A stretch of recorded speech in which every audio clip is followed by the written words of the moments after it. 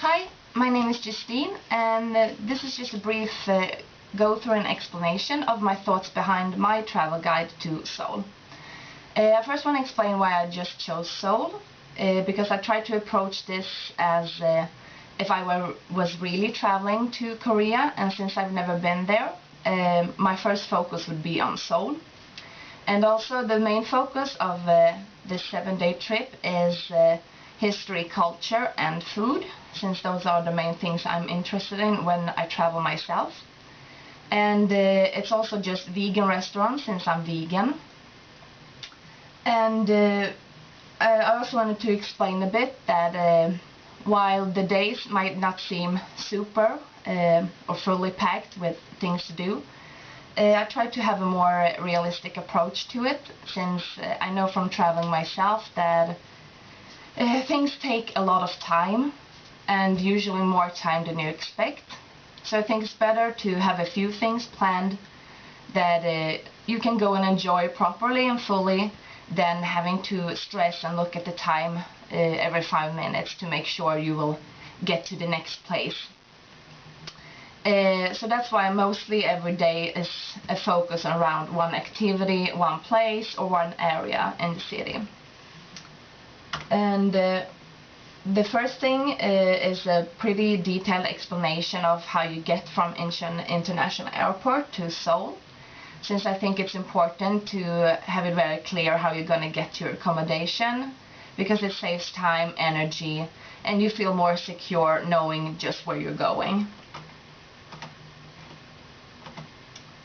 And for accommodation, I've chosen to just give tips about hotel apartments, since that's what I prefer myself, both because I'm vegan, so sometimes it can be hard to find places to eat, but also for the comfort, and I just think it's easier to, and it feels better to, you can get up at any time you want and have breakfast, you can eat what you want, how much you want, you don't have to worry about times or getting up super early to have hotel breakfast and make sure the good stuff hasn't been finished yet, and so on.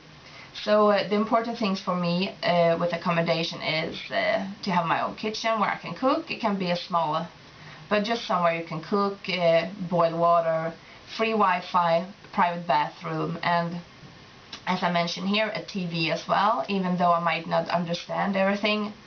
Sometimes I think it's nice to just spend an evening with a cup of tea just watching the local TV and just having that as background noise.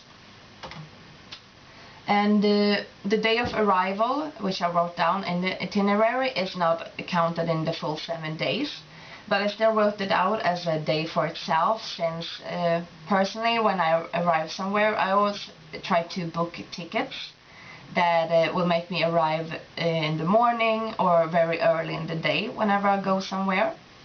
But still, after traveling, you will be tired, you will be feeling a bit unfresh, you will be hungry, and you kind of just want to nap for a bit, eat something, and take it easy. So for the day of arrival, I just kind of, so you can go shopping for food and stack up the fridge at home. And day one, I'm just going to go through briefly every day. Day one is focused on the palaces and hanbok renting experience.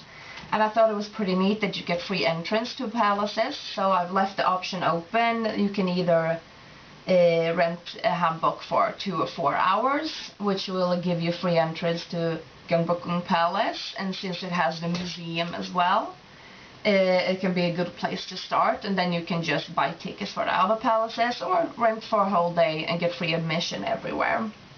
So that's basically the first day. The second day is focused on the Myeongdong area, and also included a trip to the Myeongdong Cathedral, which is interesting for me since I love visiting churches when I'm abroad, and I'm a Catholic myself. So to me that will be very interesting, and as I said, I've tried to make this itinerary as I would travel and experiences I would do myself if I was going there. And this also included a short visit to City Hall, just mainly to take a picture in front of the Seoul sign, and also to Nandemun Market if you want to. And also I wrote you can visit the Seoul Tower in Namsan Park, and I thought that was a nice end to the evening. And the third day is spent at the National Museum of Korea, which I think kind of encompasses everything you need to know about Korean history, culture, art, and even language, since in the same park there's the National Museum of Hangul, and they both have free admission. So I thought that was a great place to spend the whole day. And for day 4, I chose Insadong and Yeongmyo Shrine and Hanging Park. And Insadong is kind of, from what I understand, similar to Myeongdong Street, but still not the same. And the day starts at the Kimchi Museum, which I thought was an interesting museum, but from what I can tell, it doesn't take a long time to kind of go through it. So it is a nice start. And then the temple, and since it's a UNESCO World Heritage Site, I also thought that was a good thing to add and interesting. And then just hang out at Hanging Park like the locals do. And as I mentioned, I try to, in this itinerary, put out stuff that you can do, so you can follow itinerary like step by step, or you can mix and match, or you can choose what you want to do if you want to stay somewhere a bit longer, or if you want to go earlier and do the next thing. So just to be more realistic, both with time management and just since I know that I can spend a long time at different places sometimes. And day 5 is spent at Bukhansan National Park, also a full day excursion, so bring your own lunch. And I love hiking and trekking and walking, so this is definitely something I would do. And they have a lot of different courses you can choose from. So I thought that was a really nice way to kind of get out of the city but still stay in the city, so you don't have to travel far.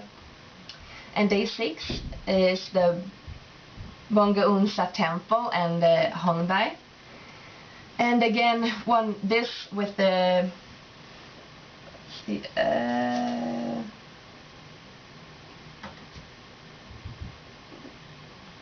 Yeongmyo Shrine is one of the main temples and shrine in Seoul. So I thought that was important to add to the list of places to visit as well. And as I said, you can choose to stay in Itaewon and see what it has to offer, and or you can head to the stream. So the itinerary is a bit like I said. You can choose what you feel like doing yourself, but still have options what to do, so you don't have to spend time figuring out what to do, which is what I personally prefer as well. I usually do itineraries like this when I travel, so you'll always have an option of what to do, but then maybe you're walking somewhere, you see something like a church, you see a temple, you see a museum that you want to visit, and that will change your plans, but you will still always have something to do, so you don't spend time and energy or waste time and energy trying to plan, trying to look up places to go to and so on. And the day is finished off in Hongdae, which is cool with all the street performances and stuff. And for day 7, it's another day trip, but outside of Seoul, to the Yongin Korean folk village, which I thought seems very neat, since it looks like a traditional old folk village, and they have a lot of performances, a lot of people that can do traditional workshops, like the baskets and stuff like that, and just ending the day or ending the week at Gwangjang Market, was also a big famous market in Seoul.